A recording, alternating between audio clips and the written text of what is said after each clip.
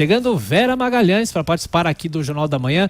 Ô Vera, ainda o julgamento de ontem do Supremo Tribunal Federal foi tomado pelo voto do ministro Dias Toffoli, considerado confuso pelos pares.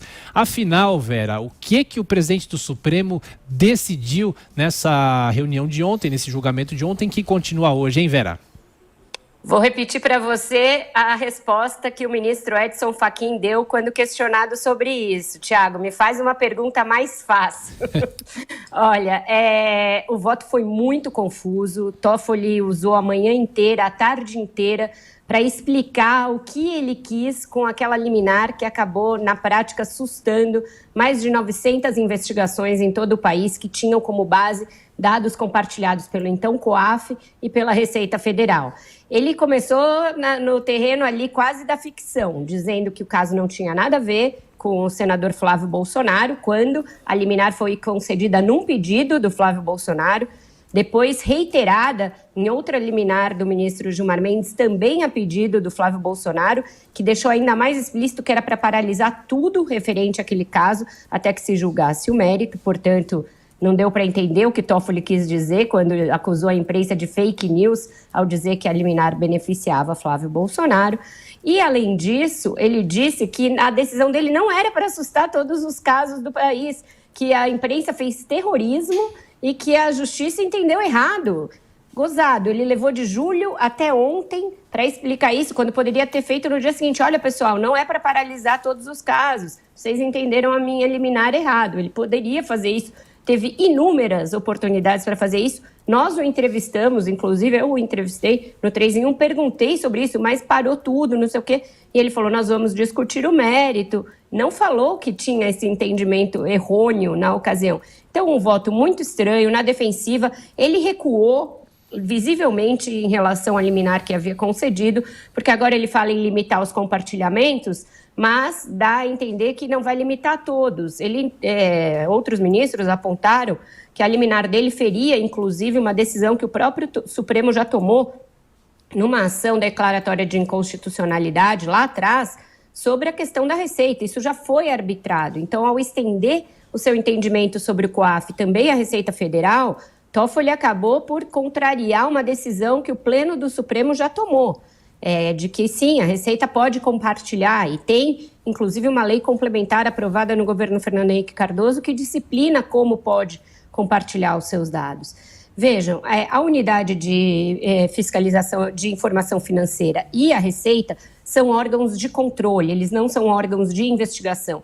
Tudo que eles levantam é para municiar alguma investigação posterior. Não tem caráter de prova, tem o caráter de abrir uma investigação, que depois tem de passar por todos os procedimentos para que se obtenham provas. Então, o Toffoli vai se haver, durante o julgamento, com ministros que vão levantar essas contradições fundamentais da sua decisão anterior e do seu voto. O voto não foi compreendido. Além do Fachin que falou isso, o ministro Luiz Barroso falou que era necessário chamar um professor de javanês para decifrar o voto do presidente da corte.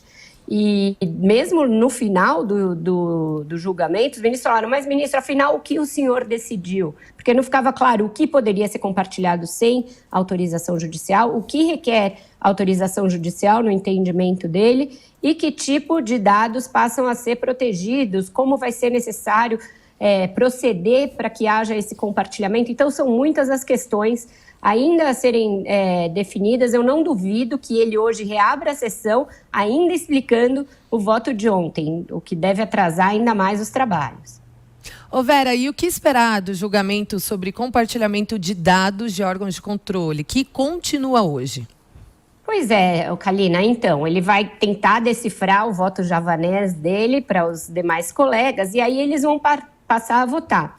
As dúvidas que foram suscitadas ao longo do dia de ontem já mostram que tem entendimentos muito pulverizados no Supremo a respeito do que pode ou não ser compartilhado sem autorização judicial. Há aqueles que entendem que deveria vigorar o que vigia até então, ou seja, o compartilhamento automático de dados a partir daqueles critérios, né, quando o COAF, hoje unidade de inteligência, detecta uma movimentação atípica, já reportar aos órgãos que fazem as investigações, o mesmo em relação à Receita. Aos que entendem que tem alguma limitação a ser feita, por exemplo, que pessoas podem acessar, que isso fique consignado num documento de pedido de informação, para que não haja informações informais ali, feitas como aquelas que a Vaza Jato flagrou, pede lá para o fulano levantar a vida daquele sujeito lá que a gente quer investigar. Então, para acabar com essa informalidade, esse acesso meio indiscriminado a dados das pessoas, que o Toffoli sustenta no voto dele, que é feito hoje no Supremo não, no COAF, na Receita, e há aqueles que querem limitar mesmo, criar uma barreira, que tudo precise de autorização judicial. Num time em que estão, por exemplo, Ricardo Lewandowski, talvez o próprio Marco Aurélio Mello venha com um voto nesse sentido, porque ontem ele falou para o Toffoli, mas isso que o senhor está falando é continuar como hoje. Então, deu a entender que gostaria de uma limitação ainda maior. O fato é que, a depender do que o Supremo decidir, e parece que alguma limitação virá, porque aqueles que defendem que o compartilhamento seja pleno parecem ser minoria no colegiado, a depender do que eles decidirem, nós vamos ficar em desconformidade com o que o mundo faz em relação à prevenção e ao ataque à lavagem de dinheiro, a crimes de descaminho, contrabando e outros crimes financeiros e também tributários. Existe uma série de convenções internacionais que tratam desse respeito. A Convenção de Basileia, Convenção de Viena, o Brasil é signatário de todas elas. Existe um sistema internacional de monitoramento financeiro, do qual nós somos integrantes e no qual se espelhava o COAF. E se a gente ficar muito diferente disso, nós podemos ter várias sanções do ponto de vista comercial, podemos perder a oportunidade de integrar fóruns importantes como a OCDE e podemos também deixar de receber compartilhamento de dados de ministérios públicos e de órgãos financeiros de outros países. Isso foi fundamental para desbaratar vários dos esquemas da Lava Jato.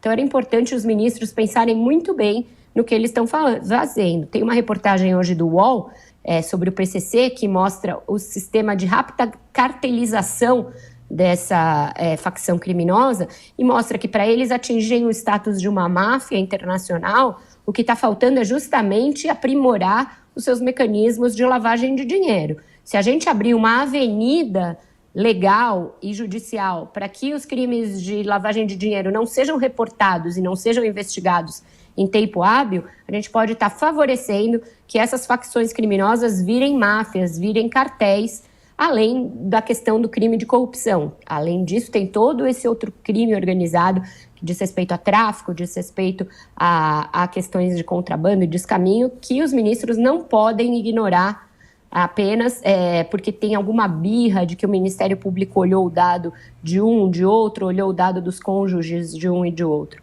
Então, era bom que eles prestassem atenção no que estão fazendo e no risco grave de retrocesso nessa questão de crimes financeiros que a gente está correndo a depender do que eles decidirem, Thiago e Calheiros.